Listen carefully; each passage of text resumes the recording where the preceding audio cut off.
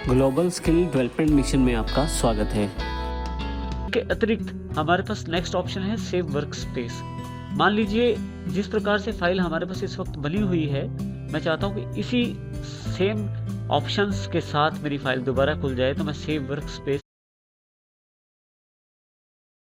Desktop पे अपनी file save करना चाहूंगा। इसे मैं इसका नाम दे देता हूं माई वर्क स्पेस। जैसे ही इसे मैं सेव करता हूं, ये फाइल मेरी सेव हो जाती है। मेरी फाइल सेव होने के बाद अब मैं इसे बंद कर देता हूं यहां से। यहां देखिए डेस्कटॉप पे मेरे पास माई वर्क स्पेस के नाम से फाइल, जो वर्क स्पेस के नाम से फाइल सेव हो गई है। इस पर डबल क्लिक जब मैं करता हूं तो एक वर्क स्पेस की सेम फाइल खुल जाती है, जो उस वक्त मेरी पोजीशंस थी विंडो की, जो मेन्यू मेरे पास अवेलेबल थे, वो सब वैसे के वैसे मेरे पास दोबारा अवेलेबल हो जाते हैं।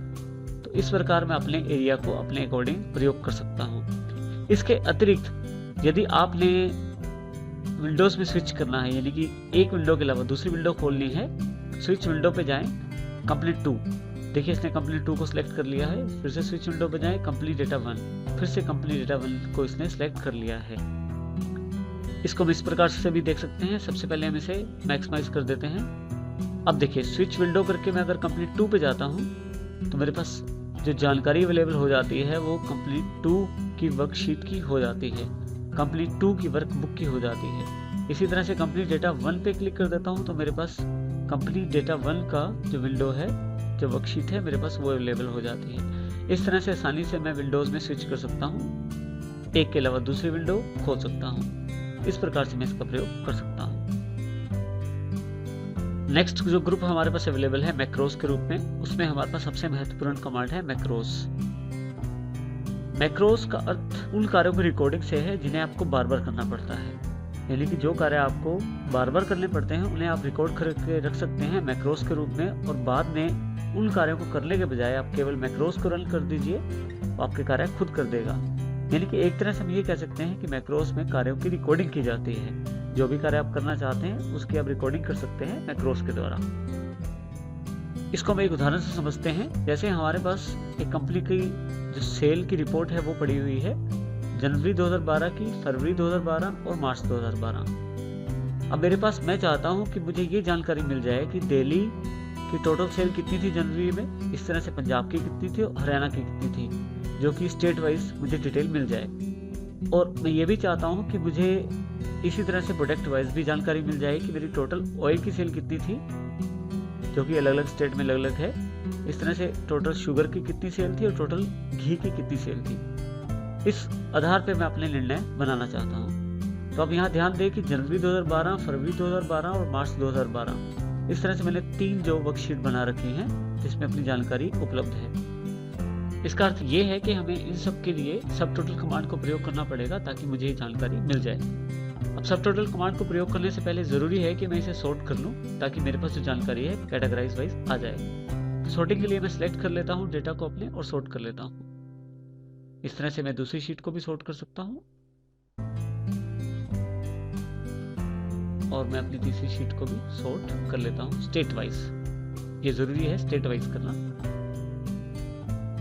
अब जब मैं चाहता हूं कि ये मुझे अलग अलग स्टेट की सेल की जानकारी मिल जाए, तो उसके लिए केवल मैं अपना जो सिलेक्शन है करके उस एरिया का जिसमें सेल दिखाई गई है, सब टोटल पे क्लिक करता हूं।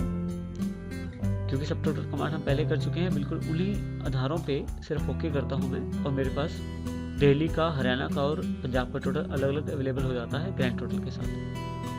लेकिन अब यह समस्या ये है कि ये तो केवल मैंने जनवरी के लिए किया, और फरवरी के लिए भी मुझे ये करना पड़ेगा और मार्च के लिए भी। तो इसका अर्थ ये हुआ कि अगर मेरे पास काफ़ी सारी शीटें ऐसी हैं तो मुझे हर बार अलग शीट के लिए अलग अलग करना पड़ेगा। तो इसके बजाय मैं क्यों ना मैक्रो का प्रयोग करूं, जिससे कि मैं अपने कार्यों की रिकॉर्डिंग कर लूं। अब देखिए इसमें से सबसे पहले हम स्टेप अपना बैक करते हैं। सब टोटल पे क्लिक कीजिए और यहाँ से रिमूव कर दीजिए सारा सब टोटल, ताकि नॉर्मल पोजीशन में वापस आ जाए। अब हम सबसे पहले व्यू में जाते हैं और यहाँ से मैक्रो रिकॉर्डिंग का प्रोसेस समझते हैं। मैक्रो का प्रयोग करने के लिए हमारे पास 2 स्टेप अवेलेबल हैं, व्यू मैक्रोज और रिकॉर्ड मैक्रोज। रिकॉर्ड मैक्रोज का अर्थ है कि हम अपनी रिकॉर्डिंग स्टेप्स की कर लें, और व्यू मैक्रो का अर्थ है कि जो रिकॉर्डिंग की गई है उसका प्रयोग कर लें। इसलिए अब सबसे पहले हम रिकॉर्डिंग करना सीखते हैं। मैक्रोस पे क्लिक करें और सबसे पहले रिकॉर्ड मैक्रो पे क्लिक करें।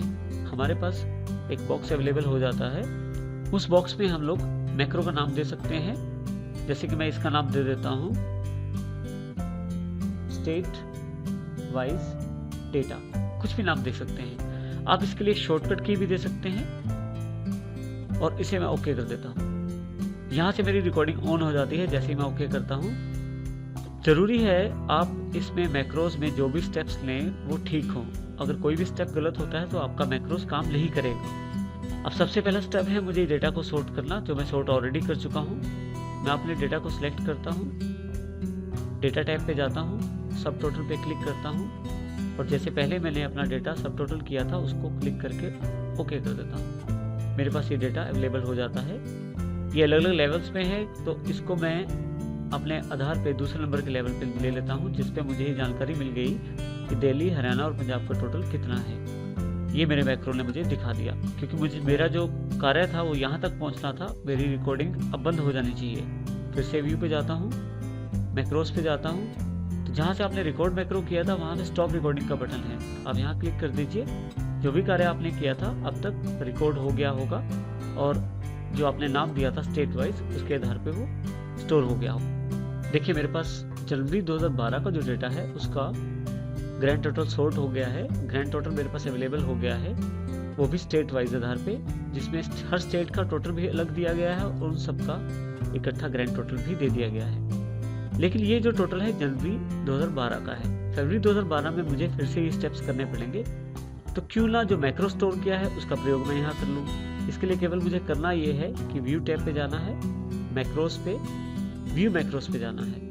जो स्टेट वाइज डेटा के नाम से मैंने मैक्रो स्टोर किया है उसे केवल रन करना है। जैसे ही मैं रन करता हूँ, देखिए मेरे सामने फरवरी 2012 का जो डेटा है वो भी स्टेट वाइज आ गया है। इसी तरह से मार्च 2012 में इसका डेटा भी मुझे स्टेट वाइज चाहिए, तो फिर से macros, view macros, state wise data और रन। देखिए अब देखिए मैंने जो काम जनवरी के लिए किया था मैं फरवरी और मार्च के लिए भी उसे अप्लाई कर पाया हूँ। उस मैक्रो को जो कार्य मुझे बार बार करना था वो केवल मैक्रो से संभव हो पाया है, आसानी से उसे मैंने कर दिया है। तो इस तरह से अगर आपके पास कोई प्रोसेस ऐसा है, कोई कार्य ऐसा है जो बार बार करना पड़ता है, उसको मैक्रो में स्टोर करके रख सकते हैं। बड़ी महत्वपूर्ण बात यह है इसमें ध्यान रखने वाली कि अगर कोई गलती होती है अगर इसमें, तो मैक्रोज आपका काम नहीं करेंगे, तो आपको दोबारा से रिकॉर्डिंग शुरू करनी पड़ेगी। इस तरह से आप मैक्रो का प्रयोग